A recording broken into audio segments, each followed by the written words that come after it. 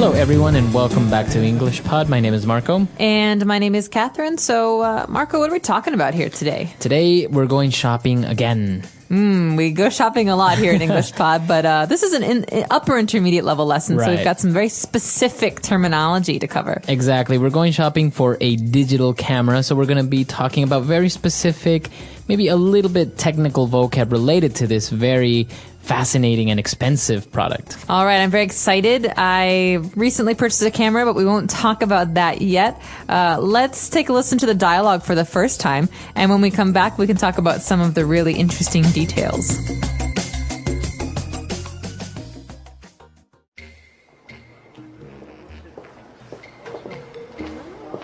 Hello, ma'am. Can I help you find something? Yes, actually, I'm looking to buy a camera. We've got a wide selection. Do you know if you'd like a point and shoot or something a little fancier? Are you shopping for yourself or for someone else? Actually, I'm buying a camera for my husband. Ah, well then I'd recommend a nice entry-level digital SLR. Yeah? Can I take a look at the SLRs you carry? Sure thing, follow me. This here is The Canon EOS. Yeah, it's okay, but I'm looking for something that performs better in low light, has a better display panel, and longer battery life. The Nikon D60 is a nice option? Yeah, but what kit lens does this camera come with? I don't want some bulky telephoto lens. Well, this one has the, Looks to me like an 18 to 55mm lens. Pretty standard. That'll do. Not like my husband will be stalking celebrities or anything. can I interest you in any Accessories? Do you carry polarizing filters? polarizing filters? We should. I'm sorry, ma'am. Looks like we're sold out. No, you're not. There are some right here. Oh, well, would you look at that? Polarizing filters. Thanks for your help, Ralph. No problem, ma'am.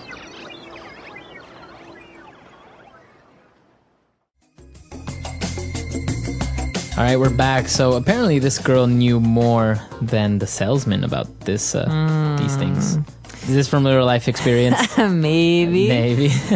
Well, we can get to that later, like I said, but there are some very important words that anyone who wants to buy a camera should know before they go into the store, and these are common across the board. So let's take a look at these in today's language takeaway. Language takeaway. All right, so in language takeaway today, we have our first difference. Now, it's very important to know the difference between point and shoot camera and the digital SLR. Okay, so digital, everyone knows digital now, right? That's the kind of photography we have. You don't use film, okay? It uses a memory card to record digital images. But point and shoot are those little cameras where you just click and it takes a picture. There's no lens, there's no additional lens, there's no special add-ons. It's a small rectangle and you just take normal pictures. And that's the kind of camera that like my mom uses. Like and that, like, everyone usually I have it has in my those. purse and whatever. It's just easy to use. But the digital SLR is a kind of camera that's like the old SLR where you have an attachment of you have a body and you have a lens and they're just much fancier and you have to do a lot more on your own to make a nice picture. Now, SLR, that's an acronym. Do you know what it stands for?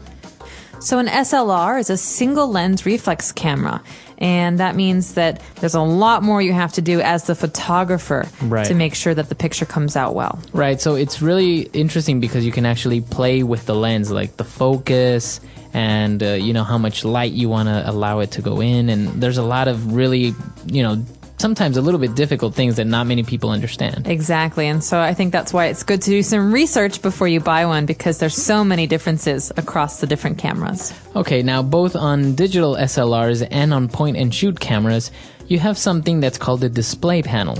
That's right. So a display panel is usually covered in plastic, and it's the area that tells you how many pictures you've taken, how many pictures you can take, if the flash is on, if you're doing an automatic setting. So it's like the little computer monitor that tells you what's going on with the camera. Usually after you take a picture, you can also see how it came out, right? In that moment. Exactly. And so a lot of times with these fancy cameras, you want to know how big the display panel is, and and how good the quality is in the display panel. Because obviously if you take a picture and it shows up bad in the display panel, you want to take a new one. Right. But what if it's the display panel that's broken? Right. Okay, very good. And that's actually one of the great advantages of digital cameras, that you can actually see how your picture looks like. Exactly. In It's that moment. instant gratification. Nice. All right. Now, when she was looking to buy this digital SLR, she mentioned something about a kit lens. Okay, this is fancy camera terminology, right? Because if you buy a point and shoot, there's no lens. It's just the camera. But if you're buying a fancy digital SLR, you can buy the body, which means the machine, but there's no lens. So normally stores will sell cameras with a kit lens. That means they make a kit, or they make a combination for you. So it's the body and the lens. Exactly. But if you want, you can buy the body and the lens separate. Maybe you want a really fancy lens. Exactly. So what's the kind of fancy lens we might buy? A telephoto lens. Ooh, so these are the really big lenses for super close-up shots from a distance, right? So you think of maybe professional photographers or photojournalists who have these kind of lenses. They're big and they're bulky and they're not Right. for traveling. Usually you see them in like sporting events, right? They're on the side of the field and they have these big white, they're usually white lenses on their cameras. So you can actually take a very close picture of the action that's far away. Exactly. And it's really good for those kind of things where you have action or where you're trying to get close-ups. And now if one of these accessories that could go well with a telephoto lens or any digital SLR is a polarizing filter.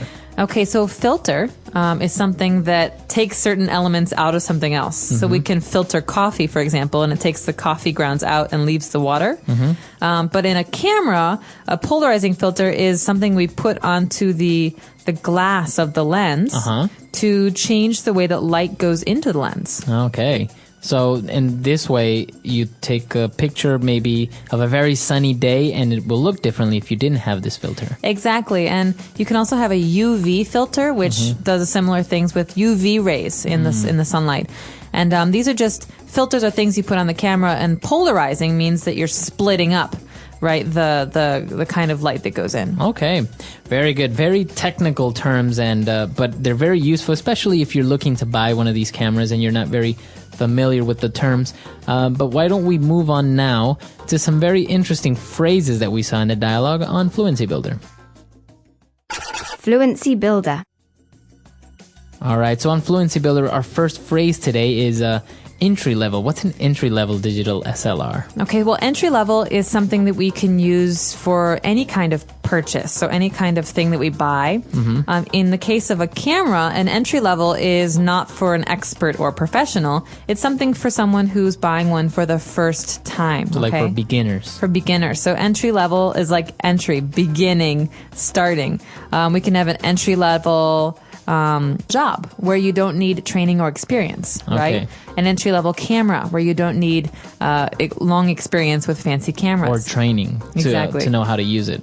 Okay, very good. So that's an entry level camera, but as you mentioned, we can also use it for the job, an entry level job position.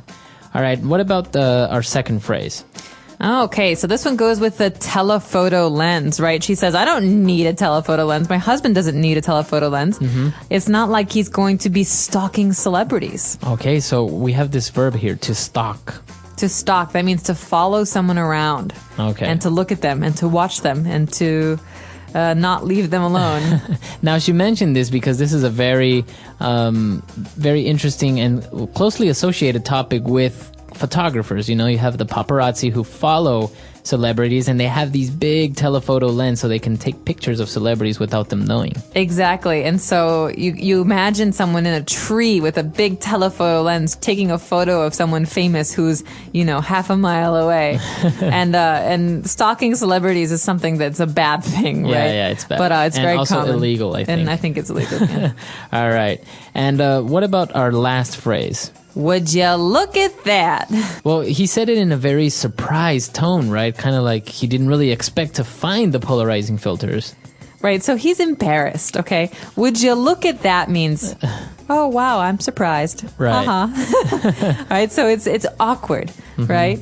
So you could say, Marco, you got a little bit of food on your shirt. You've had it for like an hour. Oh my God! Would you look at that? Oh, the That's beans really- I had That's really embarrassing. I've got food on my, on right? my shirt. So this man who works at the store, he's embarrassed because he didn't know something he should know. Okay. And so he says, "Oh, would you look at that? How funny. I didn't see those." Now we can also maybe use it in a sarcastic tone, right? If I tell somebody, "Can you bring me my glasses that are on the table?" And they're like, "I can't find them. They're not here." And then I find them.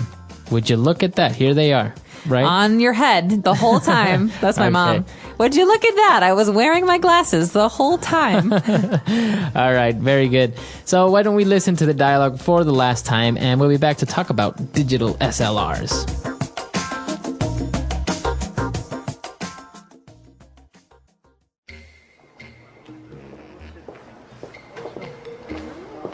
Hello, ma'am. Can I help you find something? Yes, actually, I'm looking to buy a camera. We've got a wide selection. Do you know if you'd like a point and shoot or something a little fancier? Are you shopping for yourself or for someone else? Actually, I'm buying a camera for my husband. Ah, well then I'd recommend a nice entry-level digital SLR. Yeah? Can I take a look at the SLRs you carry? Sure thing, follow me. This here is The Canon EOS. Yeah, it's okay, but I'm looking for something that performs better in low light, has a better display panel, and longer battery life. The Nikon D60 is a nice option. Yeah, but what kit lens does this camera come with? I don't want some bulky telephoto lens. Well, this one has the, Looks to me like an 18 to 55mm lens. Pretty standard. That'll do. Not like my husband will be stalking celebrities or anything. can I interest you in any Accessories? Do you carry polarizing filters? polarizing filters? We should. I'm sorry, ma'am. Looks like we're sold out. No, you're not. There are some right here. Oh, well, would you look at that? Polarizing filters. Thanks for your help, Ralph. No problem, ma'am.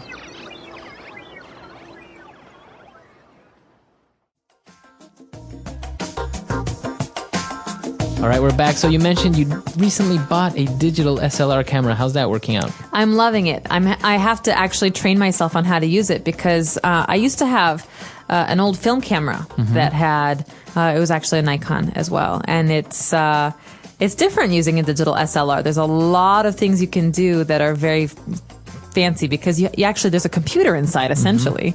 So it's I'm getting used to it. It's fun. And what about the difference in pictures, like from a point and shoot to a digital SLR? Does it really make a great difference? Are you very happy with it?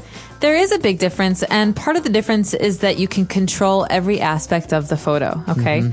So my digital camera was a small little Canon, you know, the little, what are they called? The power shoot? And it took great pictures because, you know, these cameras have amazing pixel quality, right? They have like 7.1 megapixels Right. or like 9.1 megapixels. So the quality is really good, but everything looks the same. If I have my digital camera, my digital SLR, I can frame a shot and I can focus on one person but make everyone else blurry. Yeah, I can really make more artistic photos, whereas the point and shoot is great for parties and for Just like everyday stuff. Everyday stuff, exactly. Now, what about traveling? You have a dilemma there, right? Because you visit very beautiful places where you would love to take very nice pictures with a digital SLR, but at the same time, the inconvenience of it, because they're pretty big. All of them are pretty big. So where would you go on that? Would you use the point and shoot or the digital SLR? Well, that's a good question. One of the reasons that I picked the lens that I did is because it's not immense. But I really want to be able to do some like landscape photography, and I travel a lot, so I think it's worthwhile to suck it up and just take the camera because otherwise, why did you buy it, right? Yeah, that's true. All right, so an interesting topic here on English Pod, and I'm sure a lot of our users travel around, like to take pictures, or maybe are experts on digital photography. So why don't you come to the website englishpod.com? We'll see you there, and until next time. Bye, everyone. Bye.